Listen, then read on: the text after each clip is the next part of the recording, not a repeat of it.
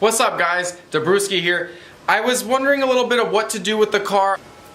That's right, we're going turbo. So when you go turbo, there is a bunch of different factors you gotta play into if your car is turboed already or if your car is naturally aspirated and you're going to turbo it. There's essentially three things that go to an engine. It's fuel, air, and then spark. The way you can go fast is you try to add as much fuel with as much air and then get the spark and then you blow it up and it's just like one big bomb in every little cylinder. So what the turbo does is essentially the exhaust goes in this port right here and it spins this little turbine, which in turn spins the inlet turbine, and then it just has a bunch of pressure to air, kind of like a compressor, and it just compresses it straight into your intake manifold. And the more air you can get with the more fuel you can get, you up your compression, you up your fuel, and then you just get more of a bang, and it's a faster bang, and you can get, you know, your RPMs to go up faster because there's more air, more fuel, more bang. The bigger bang, the more speed. So the faster you bang, the faster you can go.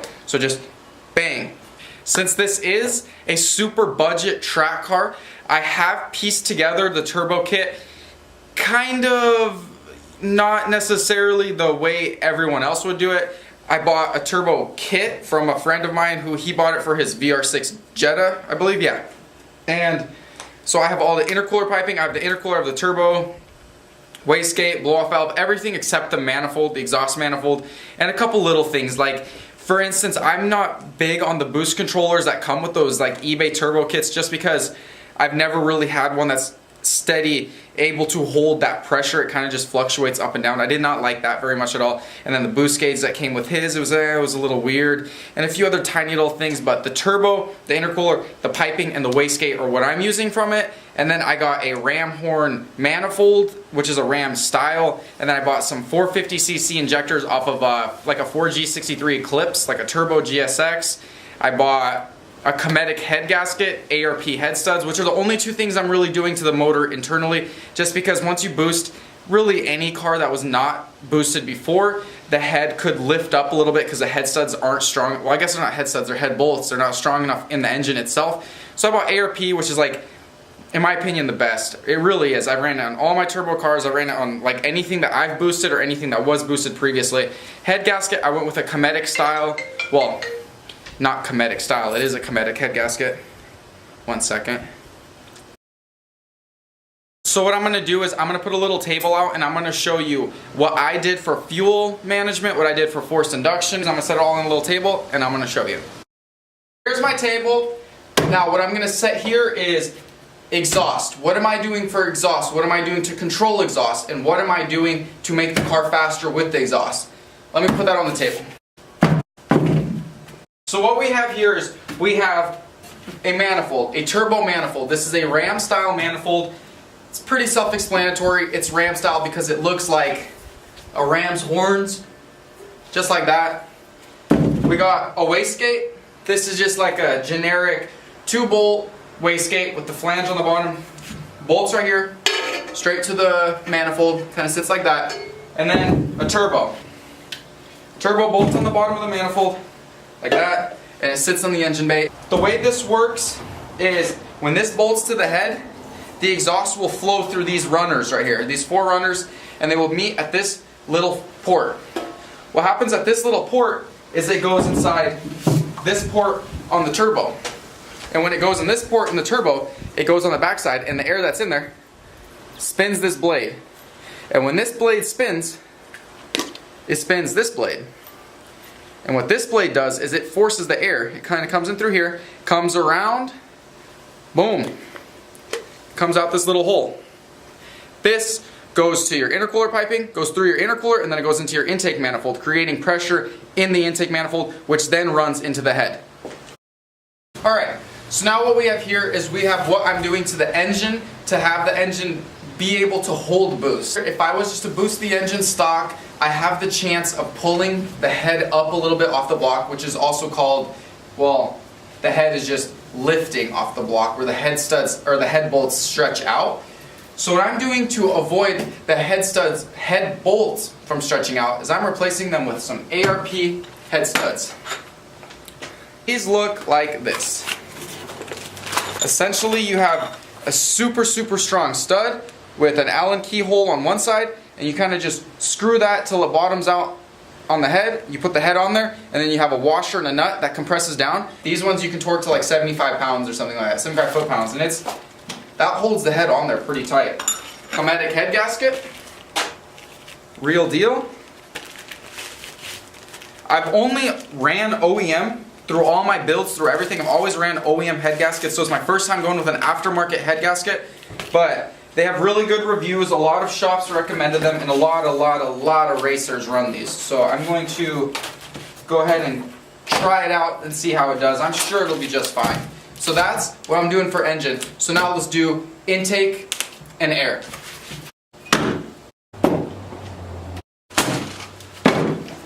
So for the air intake, this is how it's going to run. We have a bunch of these pipes, whether they're 90 degrees, 45 degrees, whatever amount of degrees they are. These are inlet pipes. These will go from the turbo to the intercooler, from the intercooler to the intake manifold. And somewhere along those lines, we have this. This is a blow-off valve. What a blow-off valve does is it releases the excess pressure that essentially is left in the charge pipes, which is from the turbo to the intake manifold, and it releases that pressure when you close your throttle body. Your throttle body is what controls how much air goes into your engine, and when you open that all the way, it'll start getting that pressure inside there, and when you close it, it'll build pressure up in the lines. And you don't want the pressure in these charge pipes because it'll blow off the couplers.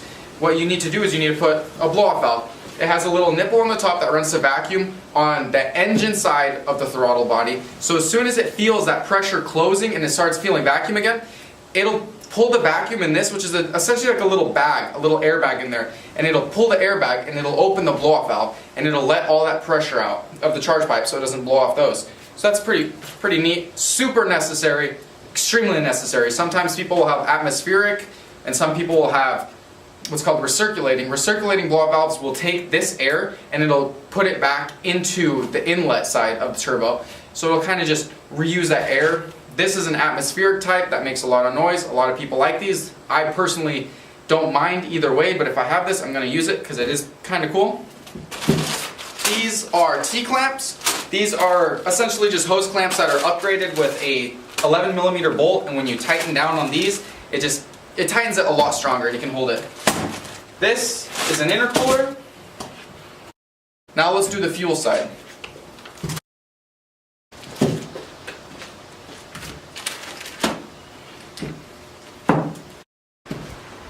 Okay, so for fuel, what we run is I'm going to be running an in-tank Walbro 255 fuel pump, 255 liters per hour.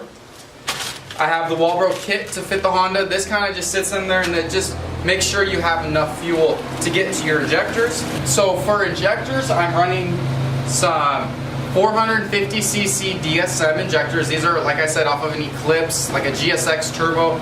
These are totally fine for lower boost settings for Hondas and stuff. They still can make great power, and they're a good injector to start out with. But they are low pedance, and since they are low pedance, I need this.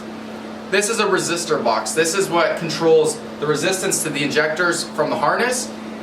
This is like I think this is off like a Honda Accord or something. There's a few models of Hondas that came with these installed. The EG did not. So what I'm going to do is I need to wire this into the harness and then into the harness for the injectors. And then we have a fuel pressure regulator. This just controls how much fuel goes into your fuel rail from the tank itself. And then we have a fuel pressure gauge. That's the fuel. So those are like the major things you really need. There's a few other little things, a boost gauge, a boost control, the ECU, a few other little things. But what I showed you is really all you need is the fuel, the air, and the turbo, obviously, which is air, which is also air, and exhaust, which is also air. It's all air. It's all air, and then you add fuel. And that's how it works. I also got a new clutch, a stage 4 with a lightweight flywheel. This is an unsprung clutch, so it's not going to be extremely forgiving on the street, but it's going to grip a lot harder than the other one, and it does have a high clamping force pressure plate, which is needed as well in high horsepower applications, so the clutch disc doesn't slip under high boost or a lot of power. My car, I'm not going for a lot of power. I'm going for a 10-pound boost setting, somewhere around 10 pounds, and Really, I'm hoping for 260 wheel horsepower. If I can get 260 or above, I'll be stoked.